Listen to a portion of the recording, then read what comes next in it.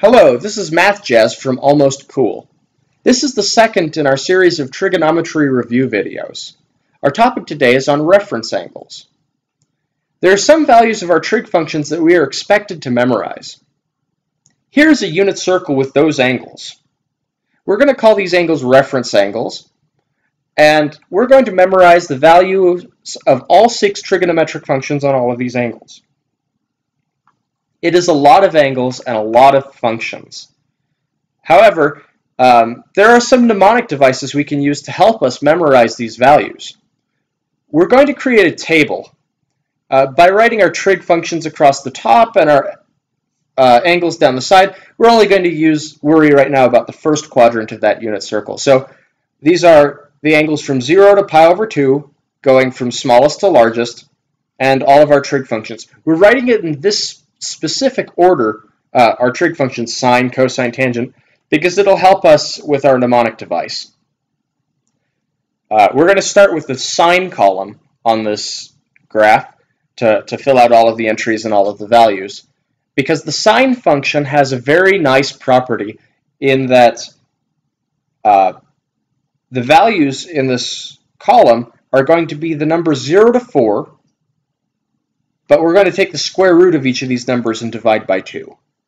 So let's write those numbers into this column. Now, of course, someone at some point in time had to actually calculate these values for sine, but we're not going to worry about calculating these values from scratch. We're just going to learn how to memorize them. So as we notice, there's this nice pattern, square root of 0 over 2, square root of 1 over 2, square root of 2 over 2, and so on for sine. And one of the great things about this table is that all of our cofunctions, cosine, cotangent, and cosecant, we're going to obtain the entries in those columns just by taking the previous column and flipping it upside down. So here are the values for the cosine column of this graph, of this table.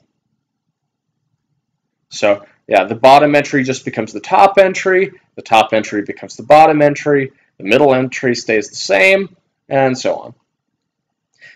Before we move further, we're going to simplify these two columns. For example, we know that the square root of 0 is 0, and that 0 divided by anything is 0. And so we're just going to do the arithmetic to clean up these columns, and we get this as our result. Some of the things that we had in the previous slide were already simplified, but the 0s and 4s were able to be written in a nicer way. Now, since we defined tangent to be sine over cosine, we can get all of the values in our tangent column by taking the sine entry in that row divided by the cosine entry in that row. So, for example, the first entry in the tangent column is going to be 0 divided by 1, and we get 0. And the rest of the entries in this column are as we show on the screen. Notice we cannot divide by 0, so the bottom entry in the tangent column is undefined. 1 divided by 0 isn't a number, and so we're going to put as our entry in that spot on the chart undefined. It tells us the tangent has an asymptote there. And then, as we said earlier, cotangent is just 1 over tangent, and cotangent is going to have all of the entries of the tangent function in reverse order. So here's the cotangent column. And now we're already 2/3 of the way to having the first quadrant memorized. And you're thinking, oh, there are 3 other quadrants after this. This is going to be hard, but we'll get there. It won't be so bad. Secant we defined as 1 over cosine, so we take every entry in the cosine column and put a 1 over it, and we simplify. So 1 over 1 is 1, and 1 over a fraction is just the same as flipping the fraction upside down. So here are the entries in the secant column. Notice 1/2 gets flipped upside down, becomes 2. Square root of 3 over 2 gets flipped upside down, becomes 2 over square root of 3. We cannot flip 0 upside down. 1 over 0 is undefined. So secant also has an asymptote at pi over 2. And now to get the last column, the cosecant column, we just take the entries in the secant column and flip them upside down, like so. And now we have all of our trig functions on all of the angles in the first quadrant. And we are most of the way there now. we're going to use this table to get all of the other angles in the other three quadrants. Now, we've been measuring angles off of the positive x-axis and going counterclockwise. But if we do not care about our signs, our trig functions being positive or negative, if we just need the absolute value of our trig function, then it doesn't matter which x-axis we measure off of, positive or negative, and it doesn't matter which direction we go. We will get the same absolute value. So for these four red angles, sine of these four angles is equal to plus or minus sine of any of the other four angles. And we'll learn how to figure out whether the function is positive or negative later. But for example, sine of pi over 6 is a half. Sine of 7 pi over 6 is negative a half.